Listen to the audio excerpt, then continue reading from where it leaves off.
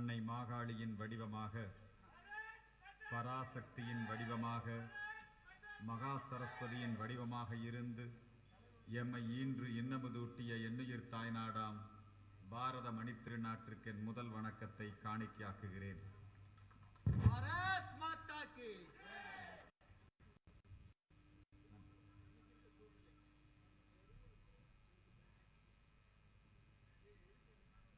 இந்த பொதுக்கூட்டம் எங்கள் அமைப்பின் முழுநேர ஊழியர், இந்து மக்கள் கட்சியினுடைய அமைப்பாளர்களில் ஒருவராக இருக்கக்கூடிய திரு கணபதி ரவிஜி அவர்களுக்கு கனடா நாட்டிலே இருக்கக்கூடிய ஒருவர், இந்து மக்கள் கட்சி சுவாமிமலையிலே முருக பக்தர்களின் சூரசம்ஹார மாநாட்டை நாம் நடத்தினோம். திராவிட மாடல் திமுக அரசாங்கம் வரக்கூடிய இந்த ஆகஸ்ட் மாதம் 23, 24 இந்த தேதியிலே பழனியிலே அகில உலக முத்தமிழ் முருக பக்தர்கள் மாநாடு நடத்துகிறார்கள். அவர்கள் நடத்துகின்ற மாநாட்டை ஏற்பாடு செய்பவர் சுகி சிவம், இந்து சமய சொற்பொழிவாளராக இருந்து இன்றைக்கு இந்து விரோத சொற்பொழிவாளராக மாறியிருக்கிறார் அந்த சுகி சிவம். ஆகவே முருக பக்தர்கள் மத்தியிலே குழப்பத்தை ஏற்படுத்துவதற்காக அறநிலையத்துறையே முன்னின்று இப்படி ஒரு மாநாட்டை நடத்துகிறது. சந்தேகம் வலுக்கிறது. ஏற்கனவே சுகி சிவம் அவர்கள் அத்திவரதா புத்தி வராதா, அதாவது அத்திவரதரை கோடிக்கணக்கான மக்கள் போய் தரிசிக்கிறாங்க. அத்திவரதருடைய அந்த பக்தி உணர்வை மிகவும் புண்படுத்தி பேசினார். குலதெய்வ வழிபாடு கூடாது, குலதெய்வ வழிபாடு மக்களை ஜாதியின் அடிப்படையிலே கொண்டு சென்றுவிடும். வேறு சுப்பிரமணியன் வேறு, அதை விட அவரு பழனிமலையில் இருக்கிறது முருகனே அல்ல, மருதமலையில் இருக்கிறது முருகனே அல்ல, இப்படியெல்லாம் அவர் பேசிக் கொண்டிருக்கிறார். அவர் அறநிலையத்துறையிலே தலைமை பொறுப்பிலே ஆலோசகராக இருக்கிறார். சேகர்பாபு அவர்கள் கன்னியாகுமரி மாவட்டத்திலே அறநிலையத்துறை அமைச்சராக பொறுப்பெடுத்துக் கொண்ட பிறகு குமரி மாவட்டத்திற்கு அவர் சென்று, குமரி மாவட்டத்தில் எல்லா கோயிலையும் காவி கொடி கட்டுவாங்க. எல்லா கோயில் திருவிழாவிலும் இந்து சமய மாநாடுகள் நடக்கும். இந்து சமய மாநாடு நடத்துறதுனாலதான் பிஜேபி வளருது. அதனால இனிமேல் அறநிலையத்துறையே இந்து சமய மாநாடு நடத்தும்னு அறிவிச்சிட்டு வந்தார். அதை இந்து மக்கள் கட்சி வரவேற்றது. அறநிலையத்துறை இந்து சமய மாநாடு குமரி மாவட்டத்தில் மட்டும் நடத்தாதீங்க, தமிழ்நாடு முழுக்க இருக்கக்கூடிய 40,000 கோயில் திருவிழாக்களிலும் நீங்கள் இந்து சமய மாநாடு நடத்துங்கள் என்று வரவேற்றோம். ஏதோ ஒரு வகையில சேகர் பாபு அந்த முயற்சி செஞ்சா ரொம்ப நல்லது. அறநிலையத்துறைக்கு அதான வேலை. அதுக்கப்புறம் சத்குரு ஜக்கி வாசுதேவ் மகா சிவராத்திரி விழாவை உலகின் மிகப்பெரிய உன்னதமான திருவிழாவாக மாற்றி ஒவ்வொரு சிவராத்திரியின் பொழுதும் ஆதியோகி ஈசா யோக மையம் இந்த இடத்திலே லட்சக்கணக்கான சிவபக்தர்கள் கூடுகின்ற ஒரு பெரிய திருவிழாவை நடத்தி கொண்டிருக்கிறார். திமுகவிலே ஊடுருவி இருக்கக்கூடிய இந்த ஜக்கி வாசுதேவ் எதிர்ப்பாளர்கள், கம்யூனிஸ்ட்காரன், இந்த காருண்யா தினகரன் கிட்ட காசு வாங்கிட்டு எப்பவுமே இந்த வேலையை செய்வாங்க. இப்ப சமீபத்தில் எல்லா இடங்களிலுமே ஈசா யோக மையம் இந்துக்கள் மயானத்தை சுத்தமாக நல்ல விதத்திலே அவர்கள் சிறப்பாக பராமரித்து வருகிறார்கள். எல்லா இடத்திலும் நடக்குதா இல்லையா ஈசா யோக மையம்? அவங்க அங்கே கால பைரவருக்கு ஒரு மிகப்பெரிய கோயிலை எழுப்பி அந்த இடத்திலே ஒரு சுடுகாட்டை அமைக்கிறார்கள். உடனே தி.க. ராமகிருஷ்ணன் போய் வன்முறை, போலீஸ் தடுக்குது, அதை தாண்டி போறாரு. அந்த இடத்திலே ஒரு வன்முறை ஏற்படுகிறது. இந்த கோவை மாவட்டத்திலே திராவிட முன்னேற்ற கழகத்தை திமுக காரன் நடத்துறானா தி.க. நடத்துறானான்னு தெரியல. ராமகிருஷ்ணன் திமுக நடத்துறாரு போல இருக்குது. போலீசார் ராமகிருஷ்ணன் மீது வழக்கு பதிவு செய்யவில்லை, ஈசா யோக மையத்துக்கார மேல வழக்கு பண்ணிருக்கான். எப்படி கோயம்புத்தூர் காவல்துறை இருக்குங்கிறதுக்காக சொல்றேன். சப்ஜெக்ட் மாறுது. சிவராத்திரி விழா மிகப்பெரிய அளவிலே நடக்கிறது. திமுக ஆட்சி பொறுப்பிற்கு வந்தவுடனேயே மதுரை மந்திரி, அமெரிக்கா ரிட்டன் மாப்பிள பழனிவேல் தியாகராஜன் அவர்கள், அவர் ஜக்கி வாசுதேவ் ஆடுறாரு, பாடுறாரு, பொம்பளை கூட கூத்தடிக்கிறாரு நல்லா பேச ஆரம்பிச்சாங்க. இந்த கம்யூனிஸ்டுக்காரன் அவன் தான் இந்த நாட்டில் எங்க இந்துக்களுக்கு விரோதமாக நடந்தாலும் அங்க கம்யூனிஸ்ட்காரன் தான் இருப்பான். அவன் போடுற புஸ்தகங்களை படிச்சுட்டு தான் எல்லாம் இந்த வேலையை செய்யறானுங்க. அதுவே இனிமேல் நாங்களே சிவராத்திரி விழா நடத்துறோம் அப்படின்னு சேகர் பாபு வச்சு அறிவிக்க வச்சானுங்க. சேகர் பாபு துர்கா அம்மாவை கூட்டிட்டு போய், ஏன்னா சனாதனத்தை ஒழிக்கிற கட்சி திமுக. உதயநிதி கம்யூனிஸ்ட்காரன் நடத்தின மாநாட்டில், எழுத்தாளர் மாநாட்டில் போய் கலந்துகிட்டு அவன் எழுதி கொடுத்ததை படிக்கிறார் உதயநிதி. சனாதனம், கொசு, டெங்கு, சனாதனத்தை எதிர்க்க கூடாது, ஒழிக்க வேண்டும் அப்படின்னு பேசுறாரு. இதை கேட்டா சங்கிகள் வயிறெல்லாம் எரியும். என்னுடைய மனைவி ஒரு கிறிஸ்தவர். நான் கூட நினைச்சிட்டு இருந்தேன், ஓ கிருத்திகான்னா ஏதோ ஹிந்து பேருன்னு நினைச்சுக்கிட்டு இருந்தேன். அப்பதான் தெரிஞ்சது கிருத்திகா ஒரு கிறிஸ்தவர். நான் கிறிஸ்தவராக மாறி நான் அந்த கிருத்திகாவை திருமணம் செய்து கொண்டேன். உதயநிதி சொன்னது. சங்கிகள் வயிறு எரிய வேண்டும். இந்த திமுக இருக்கிற சீனியர் லீடர்ஸ் எல்லாம் இருக்காங்க பாருங்க, இப்ப கோயம்புத்தூர்ல இருக்காங்க. திமுக அந்த கட்சியினுடைய வளர்ச்சிக்கு இந்த கோயம்புத்தூர்ல இருக்கிற திமுக காரன் பட்ட கஷ்டம் உலகத்தை நம்ம ஆளு எல்லாம் பூரா மிஸ்ஸா மோகன், மிஸ்ஸா ராமநாதன், எஸ் ஏ ராஜமாணிக்கம், எப்பேற்பட்ட தலைவர் கருணாநிதிக்கு, அண்ணாதுரைக்கெல்லாம் புத்தி சொன்ன திமுக காரன் இங்க இருக்கிறான். இப்ப இங்க இருக்கிற திமுக காரன் எவனுமே மந்திரியாக முடியாது. இங்க இருக்கிற திமுக காரன் எவனுமே மாவட்ட செயலாளர் ஆக முடியும். யார் வரணும்னா செந்தில் பாலாஜி வரணும், இல்லைன்னா முத்துசாமி தான் வரணும். இங்க இருக்கிற திமுக காரனுக்கு நிலைமை அப்படி. மேயர் செந்தில் பாலாஜி தீர்மானிக்கிறவர் தான் மேயரா இருக்கு. அவர் ஜெயிலுக்குள்ள இருந்தாலும் யார் மேயர்னு அவர் தான் தீர்மானிக்கிறாரு. இன்னும் கரூர் கேங் தான். இங்க இருக்கிற பாருங்க, இங்க எல்லாம் வச்சிருப்பாங்க. இப்ப நாங்கெல்லாம் இதை பாரதி திடல்ங்கிறோம். இந்த பகுதியை சுக்கு காப்பி மைதானம், அவன் அழகிரி திடல்மா. இங்க இருக்கிற திமுக காரணம் சாதாரண ஆள் இல்ல. பெரிய பெரிய மொழிப்போர் தியாகி, திமுக கட்சிக்கு சொத்தை வித்து செலவு பண்ணி கருணாநிதி உடன்பிறப்பேன்னு கடிதம் எழுதிட்டா போதும், அவ்வளவு வேலை செய்யறவனுங்க. ஆனா இங்க திமுக நடத்துறது இல்ல. யார் நடத்துறா? ஏடிஎம்கே இருந்து இப்ப திமுக வந்தானோ. இப்ப திமுக ஆட்சியில் யாரெல்லாம் மந்திரி? இன்னைக்கு 2 மந்திரி மேல நீதிமன்றம் சொல்லிருச்சு, திமுக ஆட்சியை பயன்படுத்தி சொத்து குவிப்பு வழக்கிலே இந்த ஆட்சி நடைபெற்றுக் கொண்டிருக்கிற பொழுதே அது வரைக்கும் 10 வருஷமா லஞ்ச ஒழிப்புத்துறை வழக்கை நடத்தி கொண்டிருக்கிறது. திமுக ஆட்சிக்கு வந்த உடனே இவனெல்லாம் நல்லவங்கிற மாதிரி கொண்டு வர்றாங்க. அதை நீதிபதி பார்த்து விசாரணைக்கு எடுத்து அதெல்லாம் செல்லாது, மறுபடியும் நீதிமன்றத்தில் போய் நீ விசாரணையை சந்தி. அடுத்து செந்தில் பாலாஜி கூட, பாட்டில் பாலாஜி கூட, நம்மால் KKSSR, நம்மால் தங்க தென்னரசு எல்லாம் உள்ள போய் இருக்கணும். நீதிமன்றம் அதை பார்த்து இந்த நடவடிக்கை எடுத்துக்கிட்டு இருக்குது. இன்னைக்கு யார் திமுக நடத்துறாங்கன்னா அண்ணன் சேகர் பாபு. எங்கிருந்து வந்தாரு? அம்மா ஜெயலலிதா கிட்ட இருந்து வந்தவர் தான். அனிதா ராதாகிருஷ்ணன் எங்கிருந்து வந்தாரு? முத்துசாமி எங்கிருந்து வந்தாரு? திமுக காரனுக்கு மதிப்பு இருக்கா?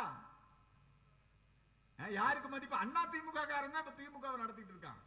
ஏன்னா அண்ணா திமுக அம்மாவுக்கு விசுவாசமா இருந்து அவன் எப்படி சாராய கடையை நடத்துறது, அது எப்படி எல்லாத்துக்கும் பார் கொடுக்க முடியும், எப்படி எல்லாம் பங்கு வைக்க முடியும், தேர்தல் எப்படி பணம் கொடுக்க முடியும், ஜெயிச்சு காட்டிடுவாரு செந்தில் பாலாஜி. அதனாலதான் அவர்கிட்ட பொறுப்பு. அதனாலதான் முத்துசாமி கிட்ட பொறுப்பு. இங்க இருக்கிற திமுக காரனை கொடுத்தா வாங்கி வச்சுக்க வேண்டியதுதான். கல்பனா, எதனால கல்பனாவை மேயர் பதவியிலிருந்து எடுத்தீங்க? எதனால இப்ப ரங்கநாயகி அம்மாவை மேயர் ஆக்கி இருக்கிறீங்க? அந்த அம்மா மீனா லோக அழுதுட்டு வெளியே ஓடி வருது. KN நேரு முன்னாடியே அவர் பேசுது. அந்த அம்மா என்ன பேசுது? நாங்க இத்தனை வருஷமா கோடிக்கணக்கில் செலவு பண்ணி இருக்கிறோம், எங்களுக்கெல்லாம் வாய்ப்பு கொடுக்கலையா? வாய்ப்பு எப்படிமா கொடுப்பாங்க? ஆக அவங்க என்ன யோசிக்கிறாங்கன்னா, சேகர் பாபு இப்ப அவர் ஒரு பிராண்ட் அம்பாஸ்டர். எல்லா இடத்துலயும் போறாரு, சாமியாரையில பாக்குறாரு.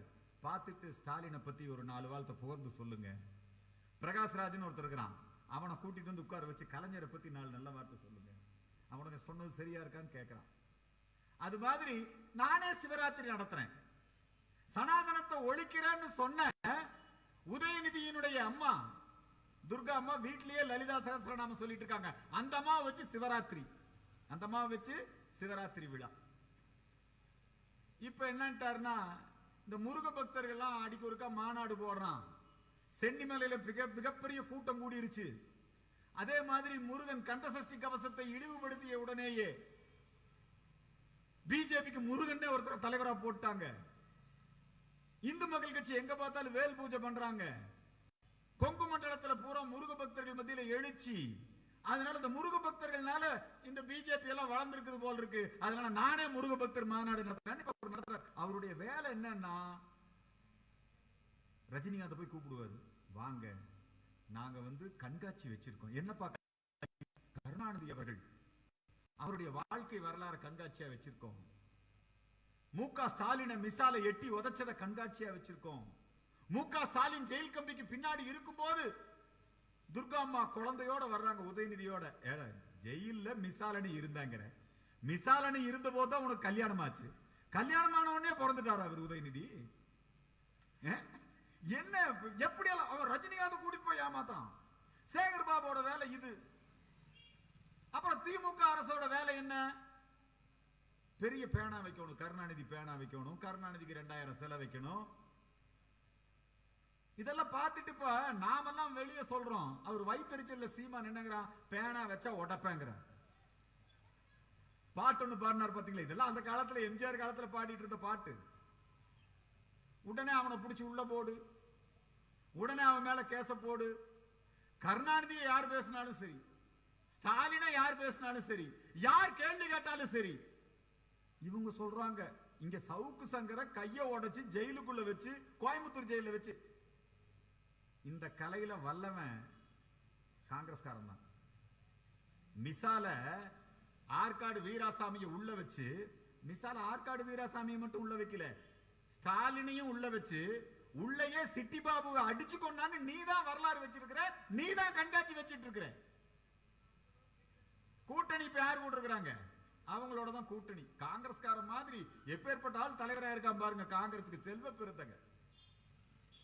இப்ப நம்ம வீரகணேசோட தாத்தா இருந்தாரு, ட்ரம் சுந்தரம்னு பேரு, சுதந்திர போராட்ட வீரர் அவர். நாங்கெல்லாம் சின்ன வயசு, எல்லா இடத்துலயும் அவங்க எல்லாம் சுதந்திரத்துக்கு போராடினவங்க. காங்கிரஸ் இருந்தவங்க எப்பேற்பட்ட தலைவர்? காங்கிரஸ் கட்சியுடைய தலைமையகம் சத்தியமூர்த்தி பவனம், தீரர் சத்தியமூர்த்தி, பெருந்தலைவர் காமராஜர். இவங்க இடத்துல இப்ப யார் இருக்கான்னா, ரவுடி பையன் செல்வ பெருந்தகை இருக்கான் தலைவரா. அவன் இப்ப போஸ்ட் ஓட்டுறான். திமுக கிட்ட இருந்து நல்லா அவங்களுக்கு வேண்டியதெல்லாம் வந்துருதாட்டு இருக்குது. அவன் இளைஞர்களின் எழுச்சி, தி ரைசிங் யூத்ஸ் அப்படின்னு. நீ என்ன இளைஞர்களை எழுச்சி பண்ணுவ? நீ போன இடத்துல பூவை ஜெகன், ஒரு காலத்துல பூவை மூர்த்தியார் புரட்சி பாரதம் கட்சி நடத்திட்டு இருந்தார். அவருக்கு அப்புறம் நீ அதை ஏதாவது பண்ணணும்னு நினைச்ச, அங்க வாய்ப்பு இல்ல. அதுக்கப்புறம் நீ சிறுத்தைக்கு போன. கொலை வழக்கு ஜெயலலிதா குண்டாசுல வச்சிருந்தாங்க. இதே சத்தியமூர்த்தி பவன நீ சிறுத்தையில் இருக்கும் போது சத்தியமூர்த்தி பவனை அடிச்சு உடைப்பேன்னு நீ போராட்டம் நடத்தினவ. நீ பாருங்க, செல்வ பெருந்தகை இன்னைக்கு காங்கிரஸ் கட்சிக்கு தலைவர். காங்கிரஸ் நல்ல வேலை, அது காங்கிரஸ் ஒன்றும் பெரிய பிரச்சனை இல்லை நம்மளுக்கு. பழைய காங்கிரஸ்காரன் தேசியவாதி பூரா எல்லாரும் இப்ப பிஜேபிக்கு வந்துட்டாங்க. அதே மாதிரி தான் இன்னைக்கு இந்த சேகர் பாபுவினுடைய இந்த வேலை, இந்த திராவிட மாடல் வேலை என்னன்னா, எல்லா இடத்திலையும் பிரச்சாரம், விளம்பரம். தமிழ்நாடுனா கருணாநிதி, தமிழ்நாடுனா திமுக, தமிழ்நாடுனா ஸ்டாலின், தமிழ்நாடுனா உதயநிதி. இந்த மாதிரியான வேலையை அவர்கள் செய்து கொண்டிருக்கின்ற பொழுது இதை மாற்றி அமைக்க வேண்டும் என்பதற்காக நம்முடைய தமிழகத்திலே ஒரு நல்ல ஒரு மாற்றத்தை ஏற்படுத்த வேண்டும் என்பதற்காக நாம் எல்லோரும் முயற்சி செய்து கொண்டிருக்கிறோம். திராவிட மாடலை அவங்க ரொம்ப எஸ்டாப்ளிஷ் பண்ணிட்டு இருக்காங்க. திராவிட மாடலை என்ன எஸ்டாப்ளிஷ் பண்றாங்க? திராவிட மாடல்னா என்ன? சாராயம் தான், வேற என்ன? திராவிட மாடல்னா என்ன? சாராயம் தான், கள்ளச்சாராய மரணம் தான். சரி, எதா இருந்தாலும் பணம் கொடுத்து சரி பண்ணிடுவோம். சரி, பணத்தையாவது நேரடியாக வங்கி கணக்கில் வரவு வைக்கிறியானா அதுவும் கிடையாது. அதுவும் திமுக காரங்கிட்ட போய் டோக்கன் போட்டு தான் பணம் வாங்கணும். இந்த திராவிட மாடல் என்பது ஊழல் மாடல், சாராய மாடல். இதெல்லாம் ஒரு பக்கம் இருக்கட்டுங்க. திராவிட மாடல் ஊழல் பண்றவன், இந்த சாராயம் விற்கிறவன், இவனையெல்லாம் எப்ப வேணா புடிச்சுக்கலாம், கஞ்சா விற்கிறவன், இதையெல்லாம் தாண்டி இப்ப வந்து திமுக அயலக அணின்னு ஒரு அணி வச்சிருக்கான். அயலக அணியினுடைய பொறுப்பாளர் தான் ஜாபர் சாதிக். அந்த அயலக அணி ஜாபர் சாதிக் ஏற்கனவே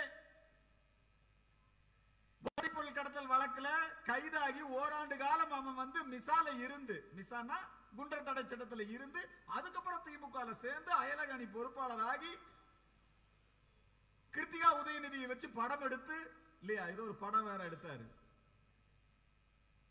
இவங்க எல்லாம் வந்து இன்னைக்கு இந்த சமுதாயத்தை எந்த அளவு சீர்கேட்டுக்கு கொண்டு போயிட்டு இருக்காங்க. எப்பேற்பட்ட ஒரு அநியாயம், அநீதி.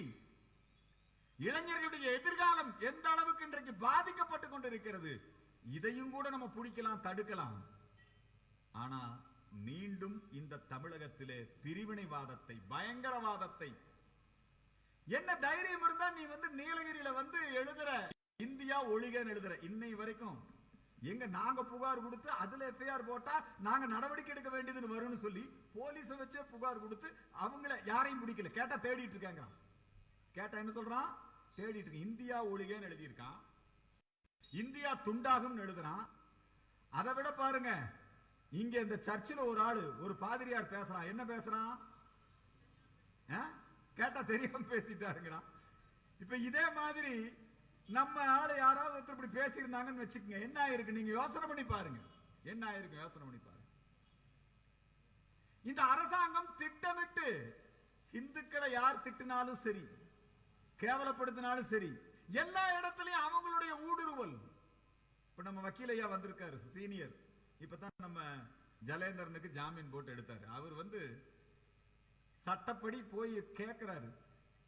இப்ப இந்த கோர்ட் பாருங்க, இன்னைக்கு நான் கோர்ட்டுக்கு போனேன். கோர்ட்டு வக்கீல் ஸ்ட்ரைக். எதுக்குடா வக்கீல் ஸ்ட்ரைக்குன்னா, புதிதாக கொண்டு வந்த சட்டங்களை எதிர்த்து நாங்க ஸ்ட்ரைக் பண்றோம். எவ்வளவு மோசமா நடந்துகிட்டு இருக்கு தெரியுங்களா? அங்கேயும் திமுக காரன் ஊடுருவி இருக்கான், கம்யூனிஸ்ட் காரன் ஊடுருவி இருக்கான். இன்னைக்கு நம்முடைய நாடாளுமன்றத்தில் கொண்டு வந்திருக்கிற சட்டம் முஸ்லிம்களுக்கு நல்லது. போரா முஸ்லீம் இருக்கான், சியா முஸ்லீம் இருக்கான், சன்னி முஸ்லீம் இருக்கான். இவங்களுக்கெல்லாம் பிரதிநிதித்துவம் கொடுத்து ஒரு வக்ஃபு வாரியத்தை அமைக்கணும். அந்த வக்ஃபு வாரிய சொத்துக்களை பாதுகாக்கணும். அதுல லஞ்சம், அதுல ஊழல், இதை முறைப்படுத்தணும்னு ஒரு சட்டம் கொண்டு வந்தா கனிமொழியும் மாணிக் தாகூரும் எந்திரிச்சு நின்று இது முஸ்லிம்களுக்கு இழைக்கப்படுகிற அநீதிங்கிறான். எங்க கோயில் சொத்துக்களை நீங்க எவ்வளவு தூரம் நீங்கள் கைப்பற்றி இருக்கிறீர்கள். வக்ஃபு வாரியத்தில் முஸ்லிம் பெண்களுக்கு பிரதிநிதித்துவம் கொடுக்கணும்னு சொன்னா நீங்க வந்து எவ்வளவு தூரம் தலையிடுற, எவ்வளவு மோசமான ஒரு திமுக இருக்கிற இந்துக்கள் சிந்திக்கணும். அது நீங்க வேற எங்கேயோ வேணா இருங்க, இங்க இருக்கிற திமுக காரங்க யோசனை பண்ணணும், இங்க இருக்கிற காங்கிரஸ் கார யோசனை பண்ணணும். உங்களுக்கு எல்லாம் தெரியும் இன்னைக்கு எந்த அளவுக்கு அவங்களுடைய எண்ணிக்கை அதிகமாயிட்டே இருக்குது. முழுக்க முழுக்க கோட்டைமேடு, அந்த மஜித் காலனி, ஆத்துப்பாலம், குனியமுத்தூர், செல்வபுரம், இங்க இருந்தெல்லாம் கொஞ்சம் கொஞ்சமா இந்துக்களை வெளியேற்றிக்கிட்டே இருக்கான். இன்னைக்கு அவர்கள் வியாபாரத்துல எங்க அண்ணன் வேலுமணி இருந்தாரு அமைச்சரா, எவ்வளவு சப்போர்ட் பண்ணார் நீங்க சொல்லுங்க. அவன் சஹீன்பாக் போராட்டம் நடத்தினா கூட அதுக்கு இவங்க தான் காசு. ஆமா சாமி, எவ்வளவு இடம் கொடுத்து, 5 ஏக்கரா இடம் கொடுத்து, கூட்டணி தான், கூட்டணியிலையும் சேர்ந்து அவர் எடப்பாடி நாங்க வந்து கூட்டணி, நாங்க பிஜேபி இருந்தா முஸ்லீம் கிறிஸ்தவங்க ஓட்டு போட மாட்டேங்கிறாங்க, கூட்டணி சேரட்டும் என்னமோ பண்ணட்டும், இந்த கான்ட்ராக்ட் பூரா அந்த மார்க்கெட் கான்ட்ராக்ட், இந்த ரயில்வே ஸ்டேஷன்ல பஸ், என்ன இந்த cycle stand contract, 2 wheeler contract, எல்லா கான்ட்ராக்டும் அவங்களுக்கு தான் வேலுமணி கொடுத்தாரு. இப்ப வந்த உடனே அப்படியே அதை திமுக கார அதை ஃபாலோ பண்றோம். இந்த மார்க்கெட்ல கடை போடுறது கான்ட்ராக்ட் அவனுக்கு தான், ஜமாத்துல இருந்து எடுக்கிறானுங்க. இந்த மாநகராட்சி, பெரிய ஆஸ்பத்திரி, ரயில்வே ஸ்டேஷனு, எல்ஐசி எல்லாமே அவங்களுக்கு தான். நம்மளுக்கு ரேஷன் கடை அவங்களுக்கு தானுங்க. நீங்க போய் அந்த ஏரியால ஒரு சாராய கடை துவக்க முடியுமா? அவங்க இருக்கிற இடத்துல ஒரு டாஸ்மாக் கடை ஆரம்பிச்சு சொல்லுங்க பார்க்கலாம். தைரியம் இருந்தா, திமுக காரனுக்கு தைரியம் இருந்தா போய் கோட்டமேட்ல ஒரு சாராய கடை ஆரம்பிட பார்க்கலாம். இந்த மீன் மார்க்கெட்டை கொண்டு போறாங்க, நீங்க அதுல பாருங்க. இங்க இருக்கிற நம்ம ஆளுங்க, அருந்ததிய மக்கள், காவல்துறை அதிகாரி செல்வராஜ் படுகொலை செய்யப்பட்ட போது என்னோடு தோளோடு தோளாக நின்று அந்த காவல்துறை அதிகாரி செல்வராஜுடைய பாடியை எடுக்க உதவி பண்ணது இந்த அருந்ததிய மக்கள். இங்க அர்ஜுன் சம்பத் இருக்கிறார், இங்க அருந்ததிய மக்கள் இருக்கிறாங்க. அப்படிங்கிற காரணத்துக்காக தொடர்ந்து இந்த தீகா ராமகிருஷ்ணன் அங்க நாகப்பட்டினம் தான் தோத்தம் வரானே தமிழ் புலிகள். இவனுக்கு என்ன நாகை திருவள்ளுவன் இல்லைங்களா? இவெல்லாம் சேர்ந்து ஜவாஹிர்லாவை கூப்பிட்டு வர்றாங்க. டே உங்களுக்கும் இந்த அருந்ததிய மக்கள், டே ஒரு நாள் ஒற்றுமையா நீ எங்க மக்களோட இருப்பியா? நீ ஒரு நாள் ஒற்றுமையா இருப்பியா? நீ வேணும்னே நீ இந்த இடத்துல அந்த அருந்ததிய மக்களை எப்படியாவது மதம் மாத்தணும், கலவரம் பண்ணணும் அப்படிங்கிறதுக்காக மேட்டுப்பாளையத்துல தீண்டாமை சுவர் அப்படின்னு ஒரு கதையை கட்டி விட்டு அருந்ததிய மக்கள்ல 3000 பேரை மதம் மாத்துவேன்னு சொல்லி ஒரு 3 பேர்த்த தான் மாத்தினா. ஏமாத்தினா. இந்த அருந்ததிய மக்கள் பட்டத்தரசியம்மனையும் மதுரை வீரனையும் விட்டு எந்த காலத்திலையும் போக மாட்டான். இங்க அவன் குழப்பம் பண்றான். அதுக்கு திமுக ஏற்பாடு பண்ணுது. திமுக இருக்கீங்கல்ல இந்துக்கள் தமிழர்கள், நீ எங்களை திட்டிக்க, நீ இந்து மதத்தை ஒத்துக்காத, நீ சனாதனத்தை ஒத்துக்காத, ஆனா உன்னை நீ காப்பாத்திக்கணும்ல. இன்னைக்கு பங்களாதேஷ் என்ன நடக்குது? அவன் கம்யூனிஸ்ட்காரன், மாணவர் அமைப்பில் இருக்கிறான். இந்த கம்யூனிஸ்ட்காரன் எப்பவும் கம்யூனிஸ்ட்காரன் சொல்ல மாட்டான். மாணவர் அமைப்பும்பா, ஆசிரியர் அமைப்பும்பா, முற்போக்கும்பா, மாணவர் அமைப்பில் இருக்கிறான். அந்த போராட்டத்தை நடத்துறதே அவன் தான். அவன் ஹிந்து, அதனால அவனை உயிரோட இருக்கிறான், வேற ஒண்ணு இல்ல. இங்க இருக்கிற திமுக, இங்க இருக்கிற கம்யூனிஸ்ட், இங்க இருக்கிற காங்கிரஸ், அவனை பார்த்தாவது உனக்கு புத்தி வர வேண்டாம். நாளைக்கு நீ மைனாரிட்டி ஆயிட்டீங்கன்னா அவன் நிலைமை என்ன? எதனால ராகுல் அங்கிருந்து இங்க ஓடி வந்து நிக்கிறான்? அமேத்தியில இருந்து இங்க எதுக்கு நிக்கிறான்? பூரா முஸ்லிம். அது ஒரு குட்டி பாகிஸ்தான் வயநாடு. இன்னைக்கு அவன் ரிசைன் பண்ணிட்டான். அங்க அமேதி அந்த பதவியை மட்டும் வச்சுக்கிட்டு வயநாட்டுல ஓட்டு போட்டா அந்த மக்களுக்கு நான் ரிசைன் பண்ணிடுறேன்னு அந்த தொகுதியை கைவிட்டுட்டு அவன் தங்கச்சி அக்காவையோ நிறுத்தணும் பிரியங்காவை கூப்பிட்டு வந்து அங்க நாடகம் ஆடிட்டு இருக்கான் ராகுல். பிரியங்காவுக்கு ஏன் இதுக்கு முன்னாடி எல்லாம் நீ ஏன் வயநாட்டுக்கு வரல? முஸ்லிம்கள் ஒட்டுமொத்தமா வாக்களிப்பான். அந்த ஒற்றுமை உணர்வு நம்ம கிட்ட இருக்குதா? நாளைக்கு மு க ஸ்டாலின் வர்றாரு. இப்ப இங்க இருக்கிற கொஞ்சம் பேரு இந்த அருந்ததிய மக்கள், தூய்மை பணியாளர்கள், இவங்க எல்லாம் என்ன சொல்லிட்டாங்க? கூடி காட்டுறாங்க. அவங்க கோரிக்கை நியாயமானது, அவங்க கோரிக்கை நியாயமானது தானே. நான் கூட சொன்னேன், ஏப்ப உங்க கோரிக்கையை நாங்க ஆதரிக்கிறோம். அவங்களுடைய கோரிக்கை நியாயமானது. நீ 500 வீடு கட்டி கொடுக்கிறேன்னு சொல்லி எல்லாம் பட்டாவோட இருந்தது. எல்லாருக்கும் டோக்கன் கொடுத்திருக்கீங்க. கட்டி கொடுத்துட்டு மீதி நீ அங்க போ, புல்லுக்காட்டுக்கு போன்னு சொன்னா இது எந்த வகையில நியாயம்? தூய்மை பணியாளர்களை, அருந்ததிய மக்களை ஏமாற்ற முயற்சிக்கிறீர்கள். ஒருபோதும் இந்து மக்கள் கட்சி அதுக்கு அனுமதிக்காது. ஏதோ இங்க இருக்கிற அதிகாரிகள் கொஞ்சம் பேரு ஒரு நடுநிலையான அதிகாரிகளா இருக்காங்க. அவங்க ஒரு வாக்குறுதி கொடுத்திருக்காங்க. இல்ல திரும்ப அவங்களுக்கு அங்கேயே வீடு கொடுக்குறேன்னு சொல்லியிருக்காங்க. திமுக காரனுக்கு புத்தி வேண்டாம். வேலுமணி தான் புத்தி கட்டு போய் அவனுக்கு கான்ட்ராக்ட் கொடுத்து, அவனுக்கு மசூதி கட்டி கொடுத்து, அவனுக்கு இடம் கொடுத்து, இத்தனை எல்லாம் பண்ணி வேலுமணி தோக்கடிச்சானா இல்லையா? ஓட்டு போட்டானா? எடப்பாடிக்கு ஓட்டு போட்டானா? எத்தனை பேர் வேலுமணிக்கு ஓட்டு போட்டாங்க? தொண்டாமுத்தூர்ல எத்தனை பேர் ஓட்டு போட்டாங்க? இந்த தெற்கு தொகுதியில் எத்தனை பேர் ஓட்டு போட்டாங்க? அவங்க மிக தெளிவா முடிவு பண்ணிட்டாங்க.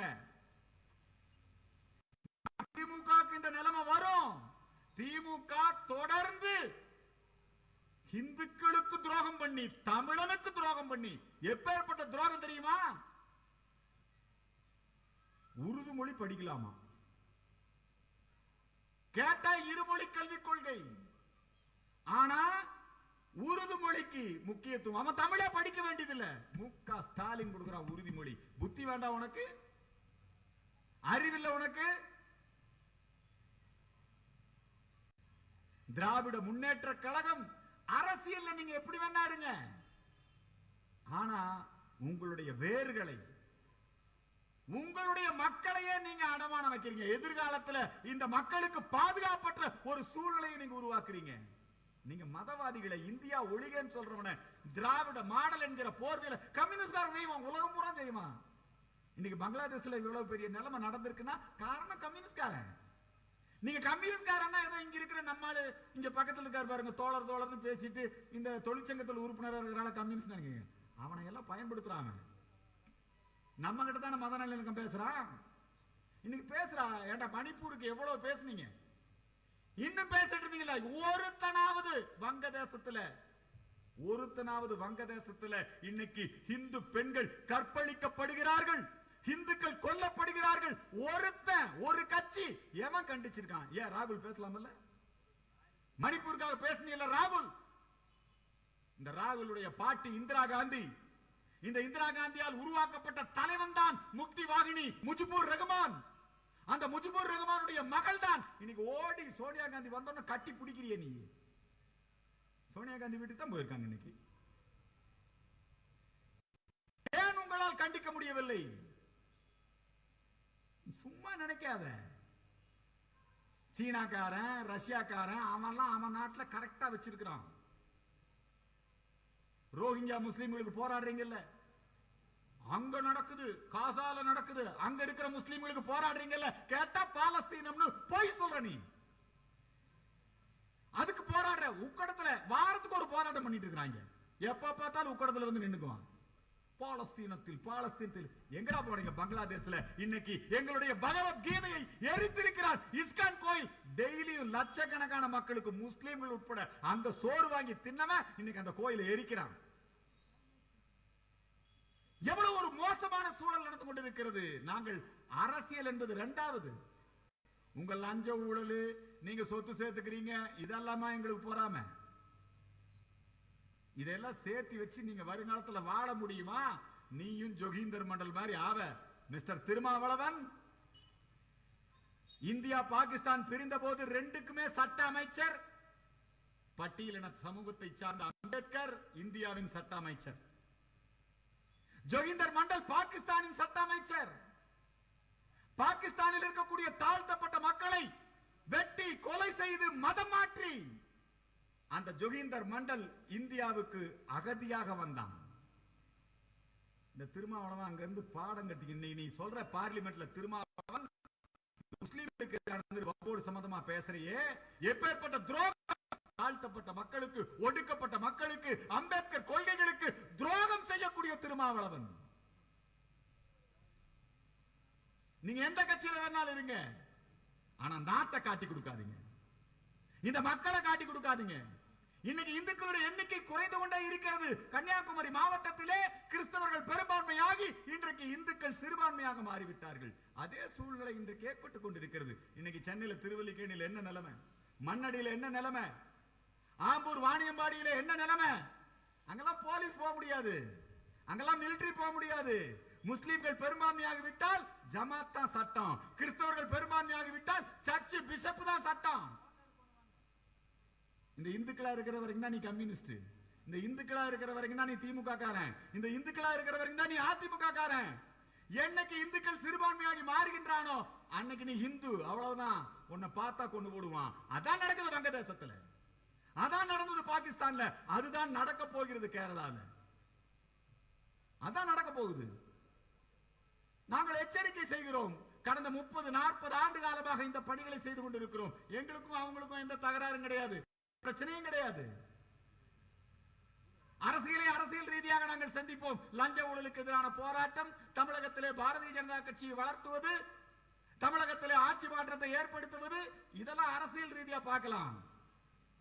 ஆனால் என்ன கட்சி ஆச்சரியங்கள் இருந்தாலும் அனைத்து கட்சியில் இருக்கக்கூடிய எல்லோரையும் நாங்கள் கேட்கின்றோம். இதற்காக நாங்கள் ரத்தம் சிந்தி இருக்கிறோம். இன்னைக்கு ஆகஸ்ட் 8 RSS அலுவலகம் குண்டு வைத்து தகர்க்கப்பட்டு 18 பேர் உயிரிழந்திருக்கிறார்கள். முழு நேர ஊழியர்கள். யாரும் முஸ்லிம்களுக்கு எதிரானவர்கள் அல்ல, கிறிஸ்தவர்களுக்கு எதிரானவர்கள் அல்ல.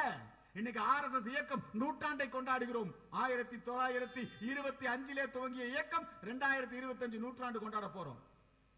நாங்கள் ஆக்கப்பூர்வமான பணிகளிலே முஸ்லிம்களையும் சேர்ந்து காப்பாற்றக்கூடிய பணிகளிலே இருக்கிறோம். ஆனால் இன்றைக்கு திராவிட மாடல் என்கிற பெயரிலே இந்துக்களை கருவறுக்கக்கூடிய செயலுக்கு நீங்கள் துணை போகிறீர்கள். இதை நாங்கள் கடுமையாக கண்டிக்கின்றோம், எதிர்க்கின்றோம். இந்து மக்கள் கட்சி தொடர்ந்து இந்த தளத்திலே நாங்கள் பணியாற்ற இருக்கின்றோம். இந்த பகுதியில் இருக்கக்கூடிய மக்கள் எப்பொழுதும் எங்களுக்கு உறுதுணையாக இருப்பவர்கள்.